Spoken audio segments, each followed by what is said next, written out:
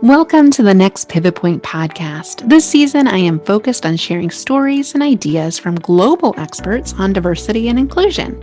My purpose is to share diverse stories so that you can learn from others' lived experiences and walk away with actionable strategies to lead even more inclusively. I share this information because inclusive leadership is a journey. It requires bravery and courage, and you do not have to do it alone. At Next Pivot Point, I believe we are stronger together as allies. Let's meet this week's guest. Welcome to the Next Pivot Point podcast. This episode this week is with our guest expert, Leane. She has long had an interest in diversity and inclusion. During her role as Director of People and Resources with Chartered Accountants in Ireland, she worked closely with boards, leadership teams, and individuals across a number of sectors. Chartered Accountants Ireland had a gender balance at management level of 50-50, female to male, and throughout the organization, women professionals outnumbered men, in fact, 61-39. Having observed how some organizations succeeded in promoting diversity at senior levels while others struggled to do so, that ignited Dawn's curiosity. Rather than simply implementing policies of compliance and trying to create a more diverse workforce, Dawn believes organizations should focus on developing a culture of diversity and leadership amongst staff members. Well, Dawn, so excited to have you on the show. Hi, Julie. Thank you so much for the opportunity. I'm delighted to be on the show today. I wanted to just bring to life your background and these great experiences you've had in creating gender balance and working with leadership teams and developing that culture of diversity. How did you decide to get into this work, and what has your journey been like in the diversity field?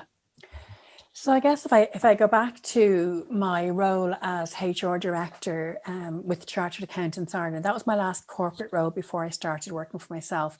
And what had happened there was we had, diversity and inclusion were becoming, hot topics, I guess, in the corporate world. And so a diversity committee was formed within the organization. And one of the first questions they asked us was, so what is your balance across a number of different areas?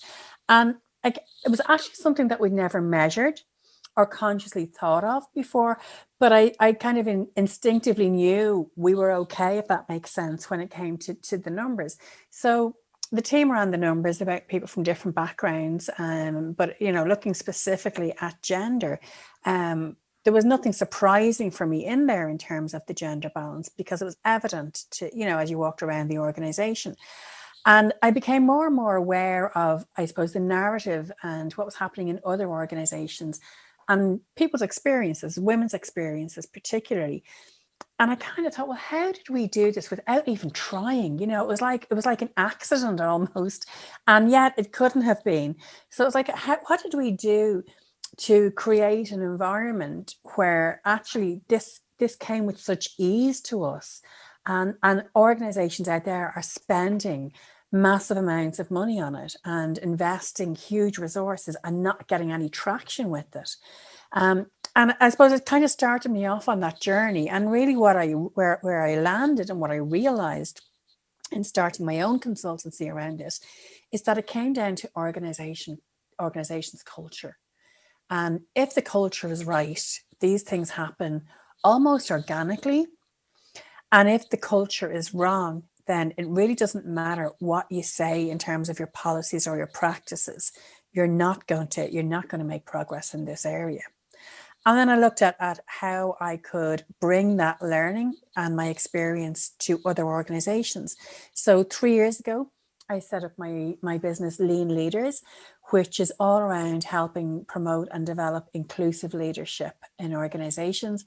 And as at January of this year, I actually branched out and created Leane Empower, which represents all the female focused work that I do. So I've been doing female focused work for the last 3 years, but I felt it was getting lost possibly and confused in the other brands. So they're actually two separate entities now. So Leane Empower continues to support women in the corporate world, in small business, in the arts, in lots of different areas, by really helping them, I suppose, develop develop the skills to navigate their environment and the culture that they're in, while at the same time trying to engender some change. Yeah, that's beautiful. Well said. I mean, from your own vantage point, you could see how an inclusive culture easily supports diversity and achieves it pretty quickly. Whereas the contrast that you described, where organizations are struggling to recruit, retain, engage diverse talent, they just don't have that inclusive of a culture to begin with. So they've got to do that legwork first to be able to retain and engage different groups of people. And that's still where the conversation is a lot with my corporate America clients, the big companies, even. Still, when you look up through the org chart, it's very male, it's very pale. It could be stale a little bit too. Um, but in all kidding, it's just we're still struggling with we just can't get as many women in leadership roles or people of color on the front lines, but not in the middle layers and certainly not the top layers of organizations. So I wonder if the secret is having an inclusive culture and having inclusive leaders, how do you do that? How do you, if you don't have an inclusive culture and you don't Yeah. have leaders practicing inclusive leadership, how do you start? So I guess where what I do, the work that I do a lot of workshops, female focused workshops. Okay. And sometimes women and organizations have a question mark over those. So starting with, well, really, if we're saying that men and women are equal, what is the point, or what is the purpose of having a gender specific type of training and development? Does that not undermine the argument that we're all equal? And my counter to that is always, well, you know what? Equal is not same as. So, I might be equally capable and competent, but my journey will have been very different. And that's something that women have in common. So certainly here in Ireland, up to the 1960s, if you were a woman who got married, you could not continue working. There were a couple of exceptions, and they were typically in, roles like nursing or teaching, which were kind of caregiving roles. But, a lot of state organizations and private business made a woman actually leave her role when she got married. Now, you might say that's 70 years ago, but it's probably, our mothers or our grandmothers' generation, and really the concept of women in the most senior roles in organizations or on boards, in that sense, is a relatively recent one. And organizations are they're slow ships to turn. So they have great intentions. This is what they want to see, but it's hard to actually change the culture to support that. And so, for me, it comes down to cultural change, because it's that old saying, culture eats strategy for breakfast. And organizations can intend to do all of these wonderful things. They could put policies and processes in place, but if the culture is not right, they're just not going to happen. It's not going to change anything. So you take maternity leave, for example. We all know that certainly here in Ireland, the law says that you cannot discriminate against a woman on the grounds that she's pregnant, likely to be pregnant, has just had a child, is in that kind of age range. But do we think it doesn't happen? Of course it happens. And what happens is, when we just have policies and processes, we teach people how to be compliant. They know what boxes to tick, they know what to say and what not to say, but it doesn't necessarily change their attitude. And that's why the cultural change is so important, because it really has to happen right throughout the organization, and people have to be on board with it. Otherwise, as I say, it's an exercise in box ticking and no more. And that's why a lot of the bigger organizations are struggling with this, because a cultural change requires a sustained effort and a sustained focus over time. Okay. And businesses in business to make money, that's where their focus is. And they start out strong in these projects, but then something like COVID comes along, or over here in Europe, it's been Brexit before COVID, or, it might be your election or whatever it is.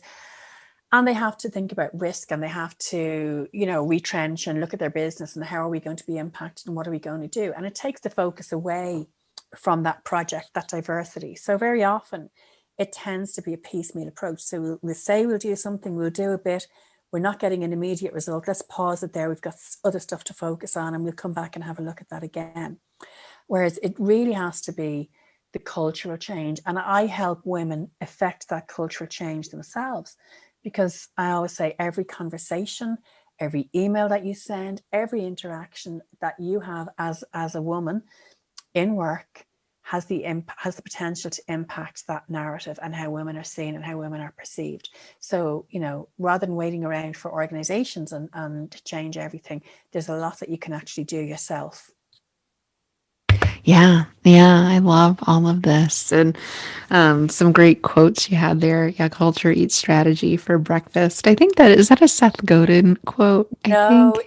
it's let me think. It's not Stephen Covey. I'll come back to you on that, but it's Okay, we'll figure not out. We'll mine. attribute it to the right source. It wasn't necessarily a diversity quote, but I think it does pinpoint what you're talking about with culture sets the tone for the organization. And especially, I work with organizations that have made this mistake on compliance, right? Well, we set this policy in place. You can't discriminate. We have, family leave, but no one's taking it. Or, you know, um, we have the special women's leadership program, but we're not funding it, especially when, like you said, distractions happen like COVID and Brexit and other more important things. So, what I find is organizations that do this well have an unwavering commitment to this. And I'm reminded by some of the things that happened in the summer of 2020, fresh into COVID, here in the States, Black Lives Matter protests. The murder of George Floyd sparked a lot of racial unrest, and it's continued. It's sustained that social justice movement. Not quite the change that we'd like to see thus far, but it's still a work in progress. But organizations that made this big, bold statement or donation or did something last summer and haven't done anything since, you're like, Mm, ooh, that doesn't look good. It's almost worse. It actually, I would argue, is worse because it it's not is worse. authentic. And then the next time you say something, people aren't going to believe you. So that's a risk that you run. And you're right. Like, this is a long-term effort, which we like short-term things. We like, quarterly stock reports and Yeah. to please our shareholders and our customers and record profits. Those things are very popular and tempting, whereas diversity is a long game. So investing in inclusive leadership, you probably won't see the results this year. But maybe you start to see some behavior change. You start to see the innovation that can happen with the better decisions that happens with diversity. And over time, you're going to outpace your competition because you'll be more relevant to your customers, more relevant to the organizations and to the communities in which you want to serve. But it's a long game. So culture is a big part of that. I'm curious, Dawn, thinking about the successes when you were in corporate that you had in creating some balance and some diversity through inclusive culture building. The role of senior leadership. When I work with clients, it's one of the first things I look for. Kind of like, is there some pain here? Because they're not Yeah. going to change unless there's some pain points, like they're not getting something they want. Senior leadership team is involved, and they are committed to this long term with dollars and resources. Those are like the three criteria I have to work with somebody. And I used to kind of, the senior leadership thing, I used to kind of be like, well, we can work around that. But I've come to realize if they're not on board, it is a nightmare to work with them. So tell us more about how to get senior leadership engaged. Maybe we have listeners that their leadership team's engaged when it's cool, but not unwavering, like we're talking about. How do you get senior leaders engaged? I think you have to make it really meaningful. You have to make it, there has to be a connection with them there. And I think, we've read and we've heard increasingly about maybe senior management, senior leadership teams, men engaging more in terms of the gender piece because they have daughters themselves and they're thinking about their future and they don't want them to experience some of the horrendous things that they may have observed themselves. So for me, I think a lot of it is down to personal connection, and connecting with the issue and being empathetic and thinking, well, what if I were in that person's shoes? It's leadership is not, it's not a role, it's not a title. And all too often that's what we do. We attribute it and we think it's, leadership is a level, but leadership it's a set of behaviors. And, if you really want to to be a strong leader, if you really want to be a leader that people want to follow and go to bat for, then, you know, you need to be authentic and you need to, you know, walk the talk. So, you know, in organizations that are really, really committed to this, you'll see it in everything from, you know, the wording of job descriptions, where they're advertised, the process, you know, you see it in all those small things. And they're the things that take time and take resourcing in an organization. It's that level of attention to detail. I'll give you an example. I did some work last year with an organization, and I sat down with certain members of their senior team and said to them, you know, why do you not have anybody with a with a visible disability in the office that I can see from the times I visited? Or why do I see such a small percentage of people of color in the office, or women? And some of them responded, well, that's what comes through the pipeline. You know, I can't help it if all I'm given to interview are, you know, 3 26-year-old guys, you know, who are white, who've been to the same college, who are from the same kind of socioeconomic background. If that's all I've got to choose from, then of course that's what I'm going to choose. I'm going to choose one of those 3. And the difference really is in somebody who'll say something like that and versus somebody who'll look at it and think, well, what is my responsibility in making sure that the pipeline is diverse? So how can I do that? Can I go perhaps and be a guest speaker at an event? Can I blog on it? Can I speak on it? Can I write about my experience? What do I do on a personal level every day that makes a difference? So, you know, for me, it starts and begins with the person. And I think that's what we have to think about in terms of diversity. Not what can the organization do? What can the leadership team do? What can I do? What should I do with the audience I have, with the currency I have, with the experience that I have, for me as one person? And then other people tend to follow by example and fall in behind. Yeah. Oh, I love that. Yeah, and everyone can lead from where they're at, right? Regardless of position or title. You don't have to have VP in your title, to your point, to make a change. And think about the privileges you have, the experiences you have, the voice that you have, the audiences that you have to share this and to lead inclusively from where you're at, because it is kind of like dominoes. You know, once everyone kind of gets on the same page, is like, this is how we behave here. Everyone kind of falls in line and we That's model it. that behavior. We're modeling the behavior we expect from people every day by the way we Yeah. let people treat us, by the excuses we make, by the accountability that we take on. So I really like that. And you're right. Those excuses about, oh, there's no diversity in this industry, or we just can't find diverse talent. I always laugh Yeah. because they're usually pretty early on in the journey if they're saying things like that, or we don't want to lower the bar. That's another one. Like, that Yeah. is some flawed I, thinking. I mean, I worked with a manufacturing organization, and a lot of the workers there were largely unskilled workers. And then there were a lot of workers who'd come in who were what they call non-national. So they weren't Irish, they were economic migrants, and they had a diverse workforce if you looked at it on paper, but they didn't have inclusion. So a lot of the people that were there a long time, there were, I guess, factions. People were having difficulty in assimilating into the organization, and they brought me in to look at the inclusion aspect of it. And actually, it's back to that leadership piece, because when we connected with, you know, one of the older guys that worked in the stores department, and he'd been there like for over 40 years, but he had that currency in the organization. People looked up to him. People respected him, probably more so than they did people at more senior levels in the organization. So once he got on board as a champion and kind of bought into it and understood what it looked like, what it felt like, what the behaviors were, what they weren't, he took his place as a leader. And then all of those other people who worked around him, or who liked him, who respected him, thought, okay, well, he's doing this. This is, so it's obviously something I can buy into. So it is, you're absolutely right. Leadership is at all levels in an organization. Yeah, yeah, and people take note, especially of the influential people, when they're modeling those behaviors. And you know who those are, the people that I like to say, kind of look at your org chart and circle the people that when they're at a meeting, or when they say yes to something, everyone's like, okay, cool, we're going forward. That Yeah. influential kind of node. And it's not always the senior leadership team. Oftentimes it's the middle manager. It could be a frontline person that has a lot of influence. It's boundless. But making sure we engage those people first so they can set the tone for the organization, since people listen to them, people watch them. They already have influence from where they're at. Finding ways to model that for other people to see it and take note of. And you're right too, Don. You can have diversity without inclusion. The I part is more important. I mean, I know some organizations or acronyms are kind of funny to watch, because it used to be chief diversity officer. That was the popular one like 5 years ago, maybe.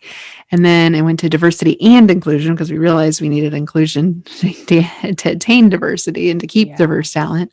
And then now you see words slipping in, like equity is a big one here in the US. DEI is probably 60% of my clients are using that acronym now. But then you have other words that come in. We did a whole podcast about DIBS, diversity, inclusion, belonging. Yeah. And Belonging is a big one here. yeah, yeah. So I'm curious, what do you see like the future of diversity, knowing where you've seen successes, where you see challenges still today?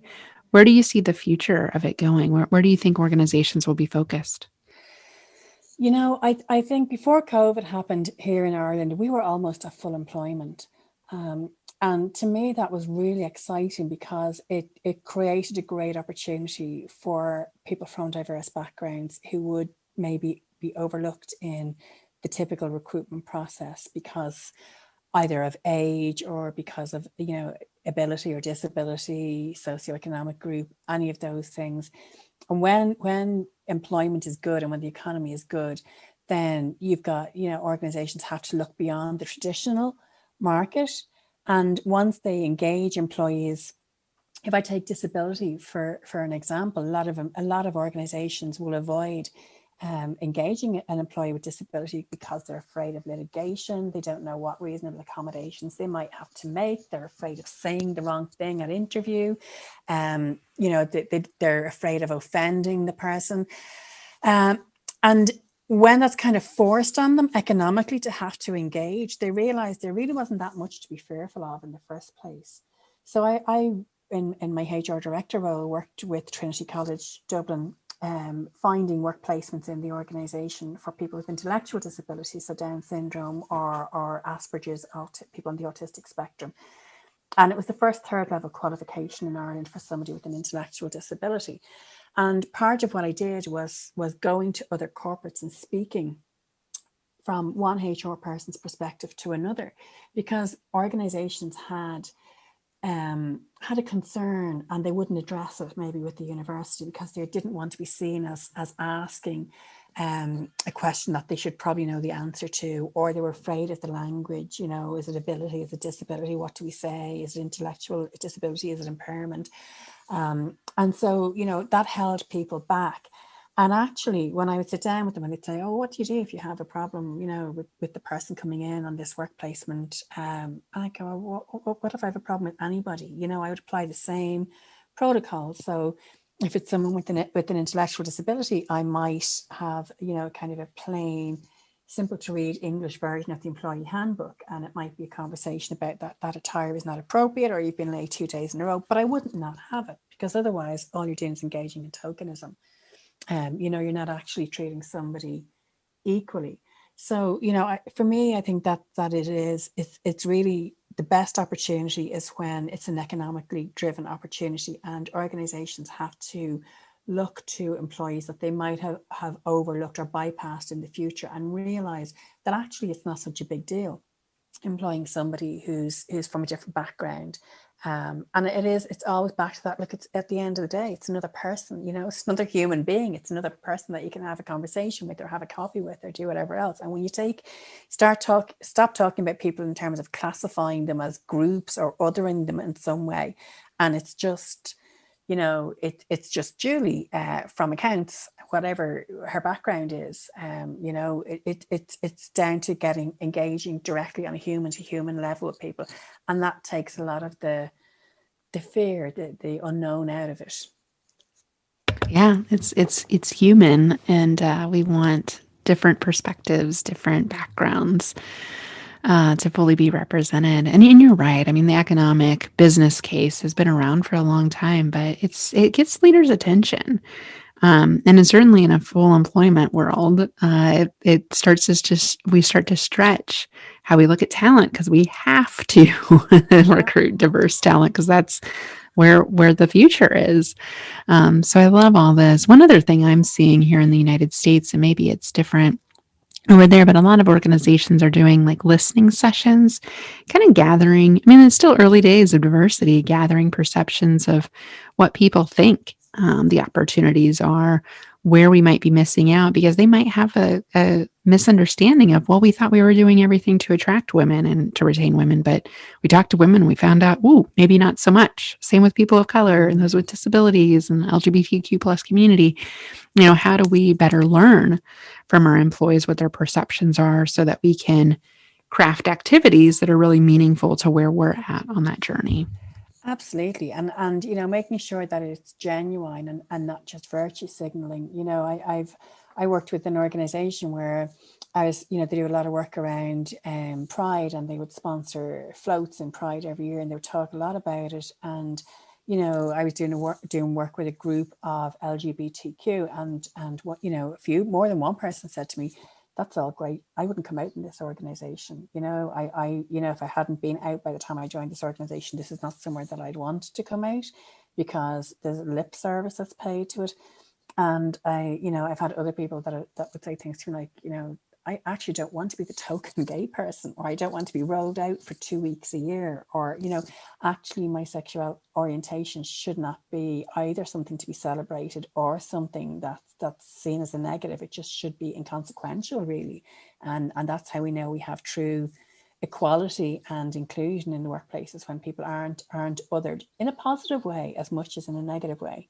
Yeah. Yeah. Well said. That's a great example too of, tokenism. Back to that word for our listeners, not wanting to isolate somebody as the only, and then we usually expect the one that's the only Black person, the only person with disability, the only gay person, to educate the majority group on what it's like to be that person. And so not only is it taxing for the person to always be that only person, but then they have the extra burden of educating everyone else what it's like to be them. Like, at the end of the day, they're exhausted. It's just really hard to keep that up on a day-to-day basis when you're the only.